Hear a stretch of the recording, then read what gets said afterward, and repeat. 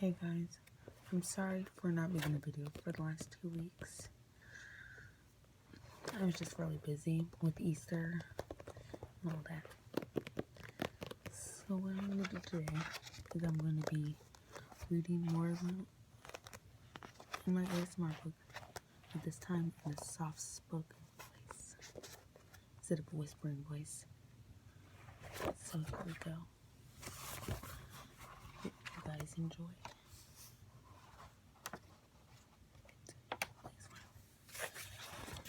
Alright. According to the Misophonia.com website, sound triggers vary based on the individual, but may include the following: mouth and eating sounds, chewing, crunching, gulping, gum chewing, and popping, kissing sounds, nail biting, slurping, licking, smacking, spitting, and grinding teeth. Breathing or nasal noises, loud or soft breathing, sniffling, snorting, snoring, sneezing, congested breathing, hiccups, yawning, nose whistling, and wheezing. Vocal sounds, muffled talking, nasally voices, overused words such as or ah, singing, gravelly voices, soft whisper-like voices, and whistling. Environmental sounds, plastic water bottles squeezing, rustling of plastic and paper bags, machinery, animal noises, electronic devices, tapping, and crinkling, and not crinkling, clicking. Body movements, cracking one's knuckles, neck or back, foot shuffling or tapping, finger snapping, foot dragging, high-heeled shoes, flip-flops, and fingernail biting. As you might have noticed, some of the same triggers that affect tingle heads in a positive way affect those with misophonia negatively. In fact, some people experience both conditions, with slight variations between the two depending on the situation. Both are highly subjective experiences, and in chapters to come, we explore how these sounds, along with the various practices, have all had a hand in the development of ASMR and are now being used to help people throughout the world get a good night's rest. The least you need to know. ASMR is a perceptual phenomenon that not everyone experiences. ASMR is associated with a tingly feeling in the brain that some find similar to goosebumps. There are many triggers associated with ASMR. No matter what the trigger, though the result is the same, a silvery sparkly feeling that creates a euphoric feeling in the body. Painter Bob Ross is considered to be the first ASMR content creator. Misophonia is the opposite of ASMR and describes a hypersensitive, vegetative sound that can lead to someone becoming enraged by even the most innocuous noises.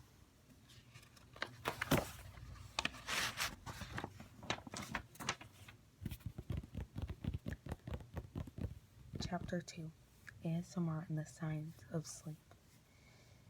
If you are someone who has trouble getting to sleep at night, take heart, you have plenty of company. Statistics say that as many as 70 million people in the United States alone suffer from a sleep disorder. While some people use prescription sleep aids, others have sought out more natural remedies, which is where ASMR comes in. In recent times, people who have trouble falling asleep may have turned to ASMR content to help them rest and relax. In this chapter, we give you a better understanding of the process people spend 1/3 of their lives doing, plus information on why so many consider ASMR to be the cure for sleep disorders such as insomnia. What is sleep? Sleep is a period of reduced activity in which individuals assume a relaxed position and allow themselves to transcend into an obliterated state of consciousness. During this state, they are less responsive to external stimuli, but not so far gone as to enter a state of hibernation or coma.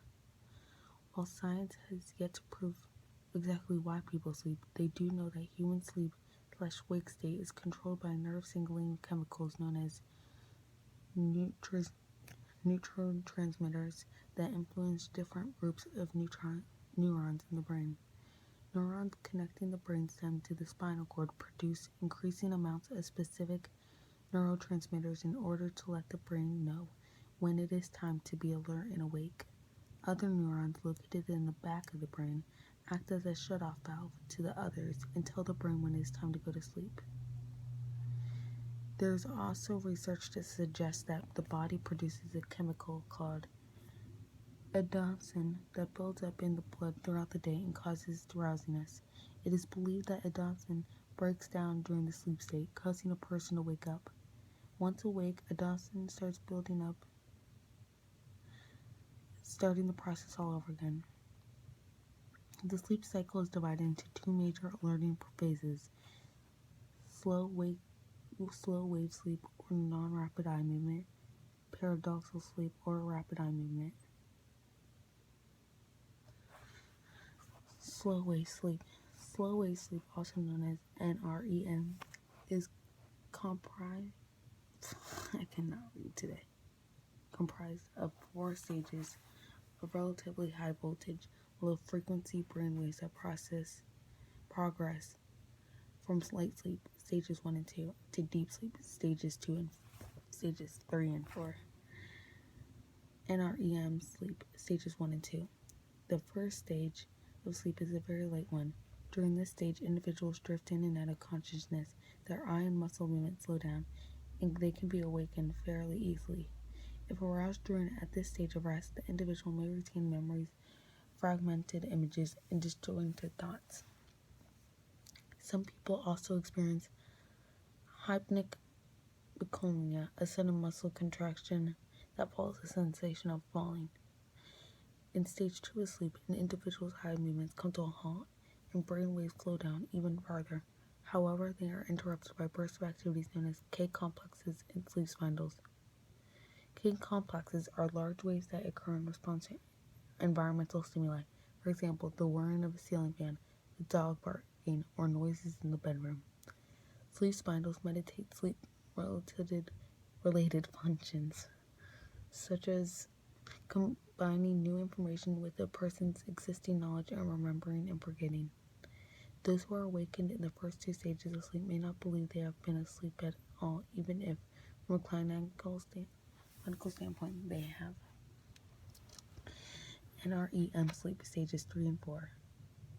Sleep, as people traditionally think of it, is more commonly associated with stages 3 and 4 and beyond, which tend to offer deeper periods of rest.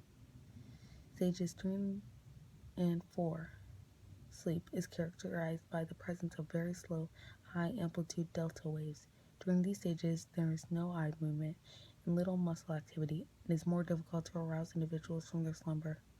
When they are awakened from these stages, individuals tend to be groggy and disoriented, with a feeling that they were asleep for some period of time, even if they aren't sure for how long.